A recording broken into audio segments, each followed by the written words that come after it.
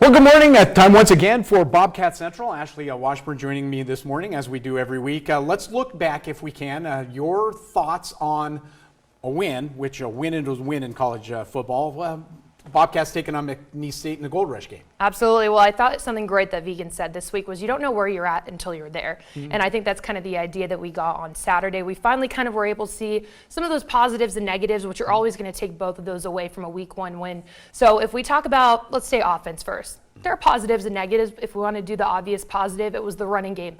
Heading into the offseason, I feel like a broken record. The running back position, finding depth there was kind of the biggest priority. And I think that's something that we saw. Kind of a surprise heading into that game. Kagan Williams was deemed out like an hour before kickoff with some neck stiffness, and it sounds like this could be a prolonged issue or we might see him miss a couple games.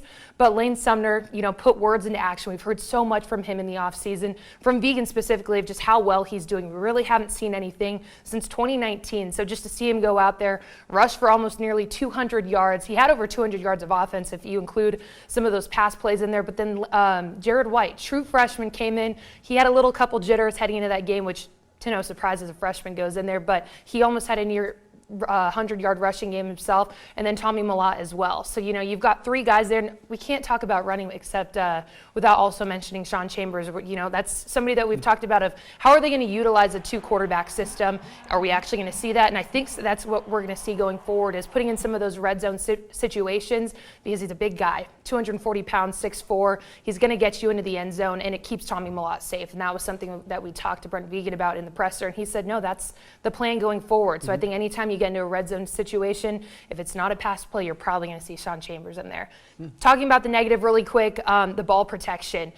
2 fumbles that game. One of them was kind of an iffy one. Brent Vegan will say it's not a fumble, that Tommy Malott one specifically, because he thought he was down before he coughed it up. But 2 fumbles, you don't really want to see that in a week 1 game, so they're trying to clean that up. Hopefully you won't have any turnovers come Saturday. But if we switch over to defense really quick, I thought the quarterback protection or quarterback pressure was great. 6 sacks that game. Sebastian Valdez has been a guy that we've been talking about. So to see him go in there and get 2, it was great to see him take that leadership role. But then the other one were some of those missed tackles. We saw some of those big broken chunk plays, and a lot of that was just some missed tackles or miscommunication, and that was something that Vegan had harped on. So those are some of the positives and negative takeaways. There's so much in a week 1 game, but I think those are some of the biggest talking points heading into week 2 now. Those negatives are always good to see in a win, though. I mean, that's the beautiful thing about it for the coaching staff and the players. Now this week, Morehead State comes in, a real unknown in that.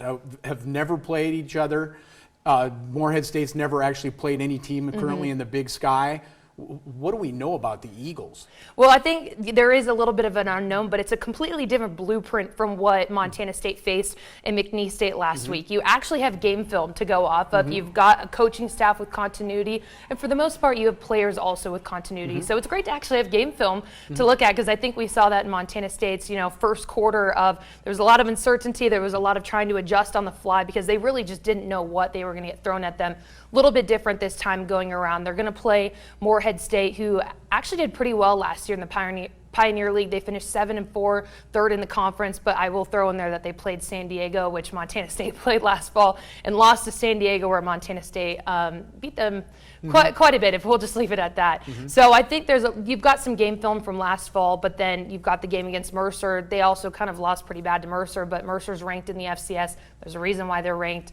And the other part, I think, just to note really quick too, is on offense. They lost 3 of their big playmakers, and their quarterback, their tailback, and their wide receiver. So definitely a young offense. I'd say that's probably the biggest talking points. But when I asked Vegan about, who on defense specifically, are there any personnel guys? And he really didn't say there was anybody that they're looking at. So I'm like, okay, well, they're just, in their eyes, nobody that really sticks out. But you can't look down on a team that went 7-4 last fall. Play your game. Absolutely. Play your game. This is a play your game kind of game, and that's a great one for a coaching staff and for the players as well. It's perfect. Again, Ashley Washburn joining us for Bobcat Central this week. We'll chat with you next week and see how the Morehead State game goes. I'll see you next week. All right. Ashley, thank you very much.